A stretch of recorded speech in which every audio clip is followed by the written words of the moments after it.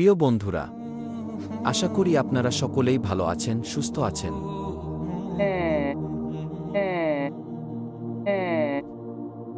ফেরাউনের লাশ থেকে কেন এই অদ্ভুত আওয়াজ বের হল?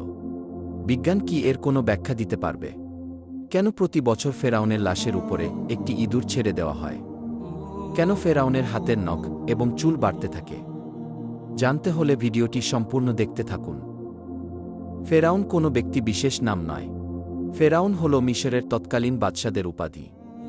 পৃথিবীতে অত্যাচারী ও খোদাদ্রোহী শাসকদের মধ্যে ফেরাউন ছিল অন্যতম। ফেরাউন শুধু অত্যাচারী শাসকই ছিল না, সে নিজেকে খোদা দাবি করত। আল্লাহর পরিবর্তে মানুষকে তার এবাদত এবং পূজা করতে বাধ্য করেছিল। পবিত্র কুরআনের ২৭টি সূরায় সর্বমোট ৭৪ বার ফেরাউনের কথা উল্লেখ করা হয়েছে এবং খোদাদ্রোহী এই অত্যাচারী ফেরাউনের করুণ পরিণতির কথা তুলে ধরা হয়েছে। হজরত মুসা আলাইহিস সালামের কাছে ফেরাউন যখন যুক্তিতর্কে হেরে গেল, তখন সে ঘোষণা করল, আমি অবশ্যই তোমাদের হাত এবং পা অবশ্যই কর্তন করব এবং তোমাদের সবাইকে ফাঁসিতে চড়াব। যখন ফেরাউনের মন্ত্রিসভায় এই সিদ্ধান্ত পাশ হয়ে যায়, তখন মহান আল্লাহ রব্বুল আলামিন হজরত মুসা আলাইহিস সালামকে জানিয়ে দিলেন, হে মুসা, তুমি আমার বান্দাদেরকে নিয়ে রাত্রি যোগে বের হয়ে যাও, নিশ্চয়ই তোমাদেরকে পশ্চাদ্ধাবন করা হবে। অতঃপর মুসা আলাইহিস সালাম যখন তার কওম বনী ইসরাইলকে নিয়ে রাত্রিবেলায় চলতে শুরু করলেন, যেতে যেতে তিনি লোহিত সাগরের পাড়ে চলে গেলেন। অনেকেই এটাকে নীল নদ বলে থাকেন। জেনে অবাক হবেন, ফেরাউন যেখানে ডুবে মৃত্যুবরণ করেছে সেটি নীল নদ নয়, বরং সেটি হল সাগর। বাহারে আহমার, রেড সি বা লোহিত সাগরে ফেরাউনের মৃত্যু হয়েছে। কেননা আরবিতে নাহরুন শব্দের অর্থ হল নদী, আর বাহরুন শব্দের অর্থ হল সাগর। পবিত্র কুরআনেও বাহার শব্দটি ব্যবহার করা হয়েছে। হজরত মুসা আলাইহিস সালাম তার কওমকে নিয়ে যখন লোহিত সাগরের পাড়ে এসে দাঁড়ালেন, তখন তারা দেখতে পেলেন পেছন দিক থেকে দেয়ে আসছে ফেরাউন বাহিনী। তার কওমের লোকেরা বলতে লাগল, সামনে বিশাল উত্তাল সমুদ্র, পিছনে ফেরাউন বাহিনী, নিশ্চয়ই আমরা ধরা খেয়ে গেলাম। তখন মুসা আলাইহিস সালাম উত্তরে বলেন, কখনো না। নিশ্চয়ই আমাদের সাথে আমাদের মহান রব রয়েছেন, তিনি আমাকে পথ প্রদর্শন করবেন। অতঃপর আল্লাহ তাআলা বলেন, হে মুসা, তুমি তোমার লাঠি দ্বারা সমুদ্রে আঘাত করো। সমুদ্রে আঘাত করার সাথে সাথেই সমুদ্রের বুক চিরে একটি বিশাল প্রশস্ত রাস্তা তৈরি হয়ে গেল। সাগরের মাঝে রাস্তার দুই পাশে পানি দুই ভাগে বিভক্ত হয়ে সুউচ্চ পাহাড়ের মতো দাঁড়িয়ে রইল। আমরা অনেকেই জানি লোহিত সাগরের গভীরতা প্রায় ৪ থেকে ৯ হাজার ফিট। সুতরাং সমুদ্রের তলদেশের মাটি প্রকাশ পেয়ে দুই পাশের পানি প্রায় ৯ হাজার ফিট উঁচু হয়ে দাঁড়িয়েছিল। শুষ্ক সেই পথ দিয়ে মুসা আলাইহিস সালাম এবং তার কওম খুবই স্বাভাবিকভাবেই সমুদ্র পাড়ি দিয়ে ওপারে চলে গেল। ফেরাউন এবং তার দলবল এসে যখন দেখতে পেল লোহিত সাগরের মাঝ বরাবর একটি বিশাল রাস্তা হয়ে গিয়েছে, তখন ফেরাউনের উজির হামান বলতে লাগল, আমরা ইতিপূর্বে লোহিত সাগরের পাড়ে এসে দেখেছি, কখনো রাস্তা ছিল না, কিন্তু এখন কিভাবে রাস্তা হল?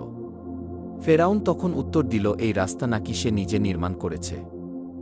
আল্লাহ তাআলা পবিত্র কুরআনে বলেন, আমি বনী ইসরাইলকে সমুদ্র পার করে দিলাম, কিন্তু ফেরাউন ও তার দলবল বনী ইসরাইলের পিছু ধাওয়া করল। ফেরাউন তার দলবল নিয়ে যখন সমুদ্রের মাঝপথে এসে উপনীত হল, তখন আল্লাহ তাআলা সমুদ্রকে স্বাভাবিক হওয়ার ঘোষণা দিলেন, ফলে পানি তাদেরকে ডুবিয়ে দিল। তৎক্ষণাৎ ফেরাউন বলতে লাগল, আমান্তু, আমি ঈমান আনলাম, লা ইলাহা ইল্লাল্লাহ, আল্লাহ ছাড়া কোনো মাবুদ নেই। আমি সেই আল্লাহর প্রতি ঈমান আনলাম যে আল্লাহর প্রতি ঈমান এনেছে বনী ইসরাইল। আমি সেই আল্লাহর প্রতি ঈমান আনলাম যে আল্লাহর প্রতি ঈমান এনেছে পয়গম্বর মুসা এবং পয়গম্বর হারুন, এবং আমি মুসলমান হয়ে গেলাম। সুপ্রিয় দর্শক, ফেরাউন সেই মুহূর্তে ঈমান আনলেও তার ঈমান গৃহীত হয়নি। আল্লাহ তাআলা জবাবে বলেন, তুই এখন ঈমান আনছিস, ইতিপূর্বে তুই ছিলি চরম অবাধ্য এবং পৃথিবীতে ফাসাদ সৃষ্টিকারী, সুতরাং তোর ঈমান এখন ধর্তব্য নয়। আল্লাহ তাআলা আরও বলেন, আজ আমি তোর দেহ রক্ষা করব, যেন তোর পরবর্তী লোকদের জন্য নিদর্শন হয়ে থাকে। নিশ্চয় অধিকাংশ মানুষ আমার মহাশক্তিশালী নিদর্শন থেকে গাফেল। ইমাম কাতাদাহ রহিমাহুল্লাহ বলেন, বনী ইসরাইলগণ সাগর পাড়ি দেবার পর মুসা আলাইহিস সালাম যখন বনী ইসরাইলদেরকে ফেরাউনের নিহত হওয়ার সংবাদ দেন, তখন তারা এই খবর অস্বীকার করতে লাগল, কেননা ফেরাউনের ব্যাপারে তারা খুবই ভীতসন্ত্রস্ত ছিল এবং তারা বলতে লাগল, ফেরাউন হয়তো ধ্বংস হয়নি। মহান আল্লাহ তাদেরকে ফেরাউনের লাশ চোখে দেখানোর জন্য এবং এর থেকে অন্যান্যদের শিক্ষা লাভের উদ্দেশ্যে সাগরের ঢেউয়ের মাধ্যমে ফেরাউনের মৃতদেহটি তীরে এনে ফেলে রাখলেন এবং তা সবাই প্রত্যক্ষ করল। এতে করে ফেরাউনের ধ্বংসের ব্যাপারে তাদের নিশ্চিত বিশ্বাস হল এবং তার লাশ হবার জন্যে নিদর্শন হয়ে গেল।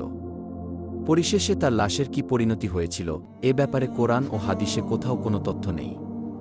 কিন্তু এই ঘটনা সংঘটিত হওয়ার ৩,০০০ বছর পর লোহিত সাগরের তীরে জাবালিয়ান নামক স্থানে ১৮৯৮ সালে ফেরাউনের লাশ সর্বপ্রথম আবিষ্কার করা হয়। কিন্তু এখানে প্রশ্ন হল, ফেরাউনের মৃত্যুর পর থেকে ১৮৯৮ সালের আগ পর্যন্ত দীর্ঘ ৩,০০০ বছর লাশটি কোথায় ছিল? অধিকাংশ ঐতিহাসিকদের মতে এটি পানিতে অক্ষত অবস্থায় ভাসমান ছিল। যাই হোক, অতঃপর এই লাশটির সঠিক তথ্য উদ্ঘাটনে মিশর সরকার দীর্ঘদিন গবেষণাগারে সংরক্ষণ করেন। অবশেষে দীর্ঘ গবেষণার পর মিশর সরকার ঘোষণা করেন এটিই সম্ভবত মুসা আলাইহিস সালামের যুগের মিশরের সবচেয়ে প্রতাপশালী খোদাদ্রোহী ফেরাউনের লাশ। বিশ্বব্যাপী এ সংবাদ ছড়িয়ে পড়ায় ১৯৮১ সালে ফ্রান্স সরকার ফেরাউনের লাশ নিয়ে উচ্চতর গবেষণার জন্য মিশর থেকে ফেরাউনের লাশকে রাজকীয় সংবর্ধনা দিয়ে নিয়ে যায়। ফেরাউনের লাশ লাল গালিচা সংবর্ধনা দিয়ে বরণ করা হয়। অবাক করা বিষয় হল, ফেরাউনকে ফ্রান্সে আনার জন্য তার পাসপোর্ট তৈরি করা হয়। পাসপোর্টে তার পরিচয় লেখা হয় মহান মিশর সম্রাট। এটা করা হয়েছে কারণ ফ্রান্সের আইন অনুযায়ী জীবিত কিংবা মৃত কেউ ফ্রান্সে পাসপোর্ট ছাড়া ঢুকতে পারে না। তাই এই নিয়ম মেনেই তাকে ফ্রান্সের ল্যাবে হাজির করা হয়। সেখানে বিখ্যাত সকল সার্জন ও বিজ্ঞানীরা সারারাত গবেষণা করে আবিষ্কার করেন এই লাশটির মৃত্যু হয়েছে সাগরে। তার শরীরে লবণের কণা পাওয়া গিয়েছে। সাগরে ডুবে মরা ছাড়া এমন সামুদ্রিক লবণ কণা পাওয়া সম্ভব নয়। এছাড়া তার কয়েকটি হাড্ডিতে চোটের চিহ্ন প্রমাণ করে বড় বড় ঢেউ রুখতে গিয়ে তার এই অবস্থা হয়েছে। ডক্টর মরিস বুকাইলিকে কেউ একজন বলেছেন, মুসলমানদের কোরআনেও এমন তথ্য রয়েছে যা মিশরের মানুষ সবাই জানে। বুকাইলি অবাক হয়ে বলেন, অসম্ভব, ফেরাউনের মৃত্যুর তথ্য আমরা কেবলই আবিষ্কার করলাম। আজ থেকে ১৪০০ বছর আগে মোহাম্মদ কি করে এমন কথা বলতে পারে? পরবর্তীতে তিনি পবিত্র কোরআন খুলে নিজে যখন এসব আয়াত দেখলেন তখন তিনি খুবই হতবাক হয়ে গেলেন। সত্যিই তো হুবহু মিল রয়েছে। অতঃপর তিনি ইসলাম ধর্ম গ্রহণ করে নিজেকে ধন্য করেন। অবশেষে যখন বৈজ্ঞানিকভাবে প্রমাণিত হয়ে যায় এটি হল মুসা আলাইহিস সালামের যুগের পাপিষ্ঠ ফেরাউন, তখন মিশর সরকার লাশটিকে কায়রোর জাদুঘরে রাজকীয় মমি চেম্বারে একটি কাচের ফ্রেমে প্রদর্শনের জন্য সংরক্ষণ করেন। তবে দেহটি কোনো বিশেষ ব্যবস্থায় মমি করা ছাড়াই সংরক্ষিত আছে। বিজ্ঞান যার কোনো ব্যাখ্যা দিতে পারেনি। কিন্তু অবাক করা বিষয় হল, ফেরাউনের লাশের কিছু অংশে অলৌকিকভাবে গোস্ত বৃদ্ধি পায়। আর প্রতি বছর মার্চ মাসের ১৫ তারিখ লাশের উপরে একটি ইঁদুর ছেড়ে দেওয়া হয় এবং ছেড়ে দেওয়া ইঁদুর সেই স্ফীত গোস্ত খেয়ে সাবার করে। আরও অবাক করা বিষয় হল, অলৌকিকভাবে ফেরাউনের নখ এবং চুল বৃদ্ধি পায়, যা সত্যিই হতবাক ও অবাক করা বিষয়। সম্প্রতি ফেরাউনের লাশের একটি অদ্ভুত আওয়াজ বের হয় যা গোটা পৃথিবীকে হতবাক করেছে। কি সেই অদ্ভুত আওয়াজ, যার কোনো ব্যাখ্যা আদৌ সম্ভব নয়? সত্যিই আল্লাহ তাআলা ফেরাউনকে শুটকি বানিয়ে গোটা বিশ্বের স্বৈরশাসকদের একটি সতর্কবার্তা দিয়েছেন।